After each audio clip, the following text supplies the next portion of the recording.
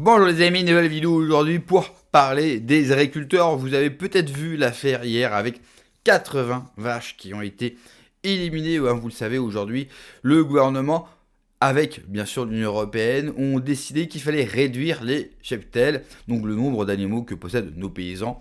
Traduction, il faut éliminer bien sûr les paysans européens et notamment les paysans français. N'oubliez jamais que la France est un pays de terre, est un pays paysan, donc les éliminer, c'est aussi couper une part de notre identité.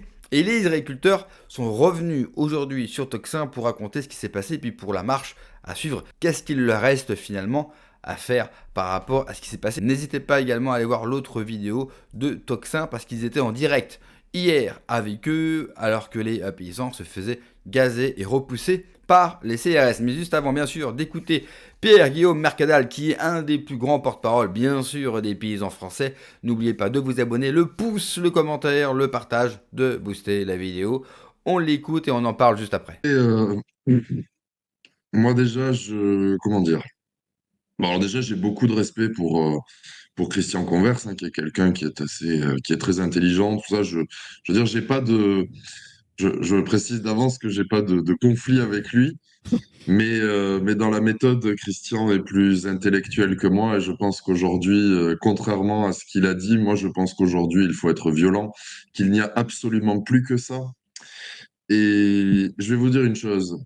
Les éleveurs français, on leur Voilà, refuse c'est très simple. l'accès J'ai au 56 vaccin. ans, j'ai Alors moi, démarré non en pas que je janvier défende en plus 2024 mon particulièrement le vaccin, entreprise, je j'ai serais plus pour démissionné pour l'immunité cela. naturelle, mais J'ai monté un les dossier, éleveurs j'ai pu français qui être souhaiteraient reconnu vacciner créateur aujourd'hui d'entreprise, donc contre j'ai la touché dermatose, on le leur refuse. l'allocation retour à l'emploi. Pour Par l'instant, je contre, développe mon il y a une entreprise, île ça se passe où on difficilement, mais ça a se passe. absolument Et je tout m'aperçois vacciné en en janvier préventif, 2025 qu'on me sans retient même qu'ils aient un 30%. cas.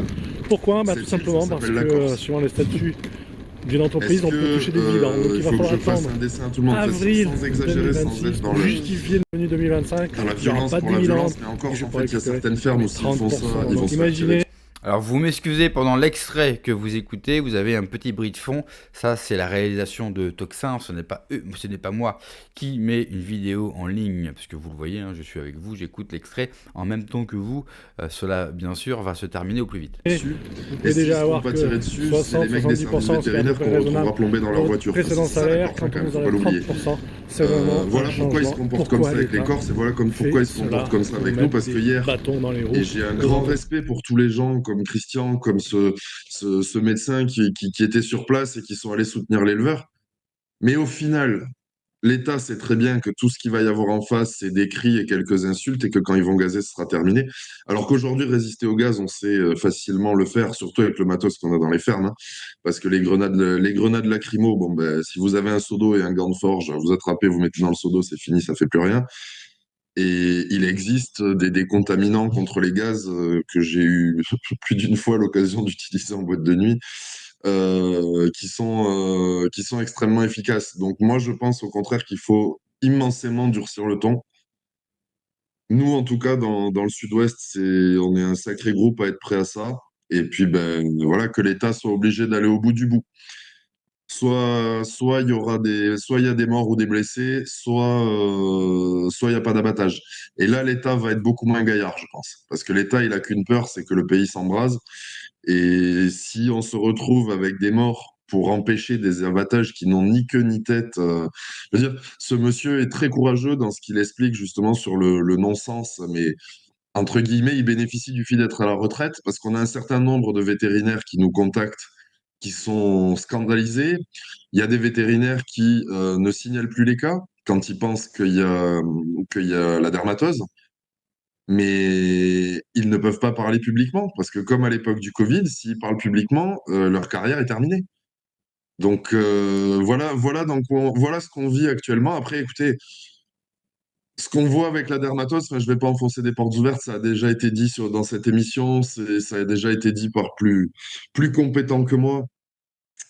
Ces abattages n'ont absolument aucun sens. C'est une aberration totale. Et là, pour un cas suspect, on a abattu 82 vaches vaccinées il y a un mois. Enfin, et puis, est-ce qu'on se rend compte la violence de ce que vient de vivre cette famille? Bah oui. Parce que déjà, pour ceux qui étaient sur place pour soutenir, la violence est folle. Enfin, les gens ont dû, pour aller dans une ferme soutenir un paysan en France, Les gens ont dû passer sous des barbelés, se lever aux aurores, faire des trucs pour finir gazés, qu'on massacre ces animaux. Alors en plus, le fait que maintenant ils emploient le terme de chantier de dépeuplement avec tout leur, comment dire, toute leur novlangue à la con pour pas parler de morts, de massacres, de tout ce qu'on veut, c'est imbuvable.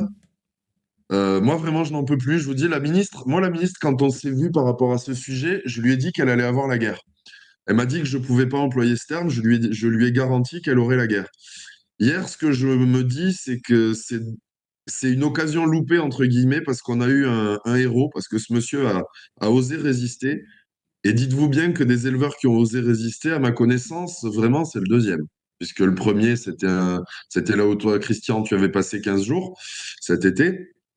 Donc, c'est le deuxième. Sur tous les éleveurs abattus, ce n'est que le deuxième. Parce que l'État les passe à la moulinette. L'État les brise. Bah, On bien leur sûr. explique que s'il y a des cas, ce sera eux les fautifs par rapport à la Oui, profession, puis qu'ils n'auront ce qui est plus une d'aide. connerie sans Moi, nom. nous, on en a eu la dernière fois. Non, vous étiez là. Non, vous n'étiez pas là. Mais autour de cette, ce qui pouvait se passer à la Réunion et des solutions Oui, qui ont déjà été trouvées. On avait une autre agricultrice que vous nous avez recommandée de la coordination rurale également, qui nous disait, oui, alors, Aurélie, qui est c'est ça. dans le bio, etc. Et qui nous disait, sauf que moi, je sais. Enfin, je fais tout pour créer l'immunité naturelle et tout ça, mais si l'État vient me chercher, je vais résister autant que je peux, mais je sais que je vais finir par céder. Parce que après, je n'ai plus d'argent, j'ai plus rien, j'ai une famille à nourrir. Enfin, oh, Mais je pense qu'on a une solution pour ça. Et puis, alors, je vais vous dire, alors peut-être que je suis naïf, peut-être que, mais moi, je crois vraiment à l'engagement qu'on a. Et moi, je pense que si un éleveur veut résister, on est quelques-uns au niveau des réseaux sociaux à être assez suivi et assez touché par la cause pour se déplacer et monter éventuellement une cagnotte pour s'assurer que l'éleveur, tous ses frais soient couverts.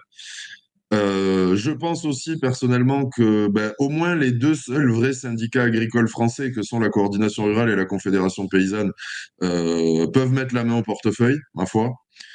Pourquoi pas? en Au tout moins cas, sur certaines sachez, sommes Pierre-Guillaume pour Mercadal, résister, bien pour sûr, voilà. je pense que beaucoup de Français seront prêts, hein. Parce que moi je trouve que c'est notre rôle, hein. Si les Mm. syndicats agricoles ne mettent pas le paquet pour qu'on arrive à faire reculer ce genre de conneries, à quoi ça sert qu'il y ait des syndicats agricoles? Ça, c'est un peu ma vision des choses. Voilà. Donc je pense que le problème de l'argent, on peut le régler. Le problème, en fait, c'est surtout que bah, des gens, si ça tourne mal, risquent d'avoir des condamnations ou d'avoir des problèmes. Mais ça, à un moment donné, il faut qu'on y soit prêt. Et puis, on peut pas toujours, je vous dis, admirer la résistance, ceci, cela, et pleurer à l'idée d'avoir une amende ou d'avoir un procès. Si on a des problèmes, dans tous les cas, on finit pas fusillé au fond d'un bois.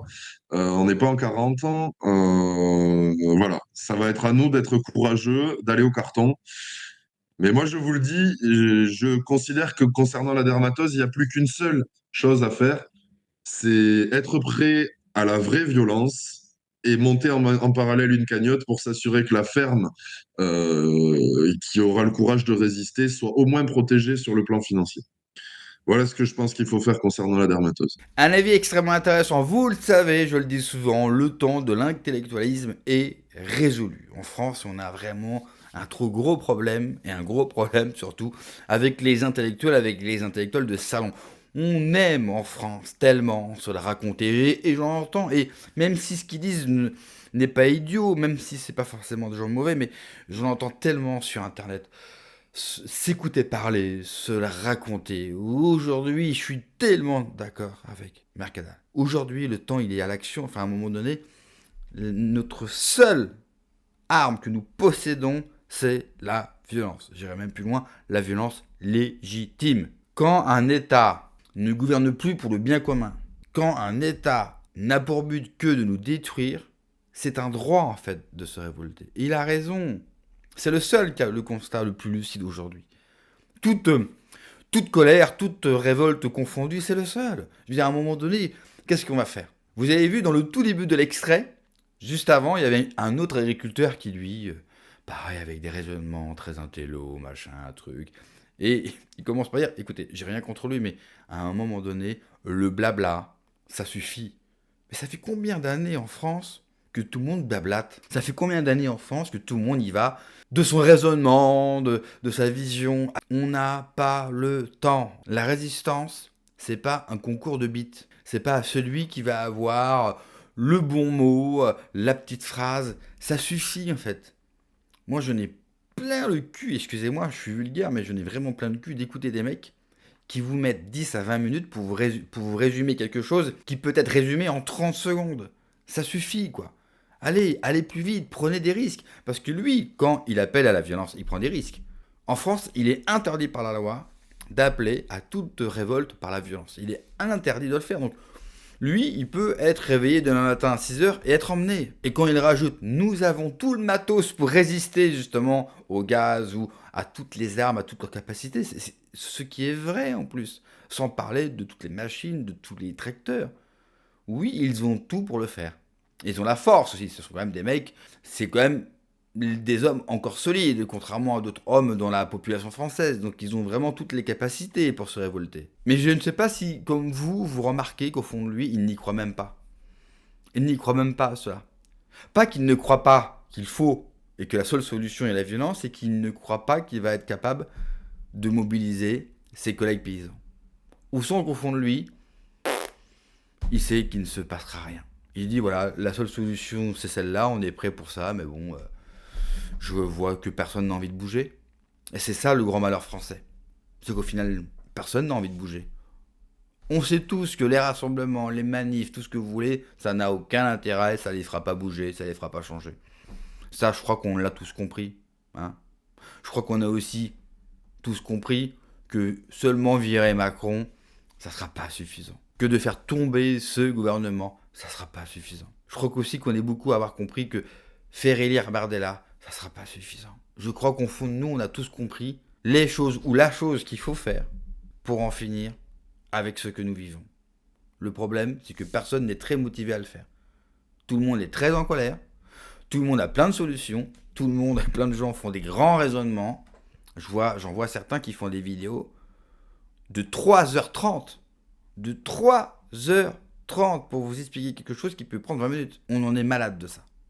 Malade. N'oubliez jamais que une des raisons de la chute de la monarchie, c'est les salons de thé. Hein. Quand les nobles de l'époque passaient plus de temps à faire des grands raisonnements dans des salons de thé ou dans des clubs libertins, au lieu d'être les nobles qu'ils ont toujours été dans l'histoire de France, eh bien là, la monarchie était morte, la monarchie était décadente et elle aurait fini par tomber. Alors oui, aujourd'hui, il n'est plus bien sûr question de savoir si nous sommes décadents ou pas. Bon, ça, je crois que la question, comme vous le savez, est vite répondue. Mais la question est de savoir si les Français vont être capables d'un ultime sursaut qui devra se passer avec d'ailleurs une révolte à coups de bisous où j'entends encore des gens dire « Nous sommes pacifiques.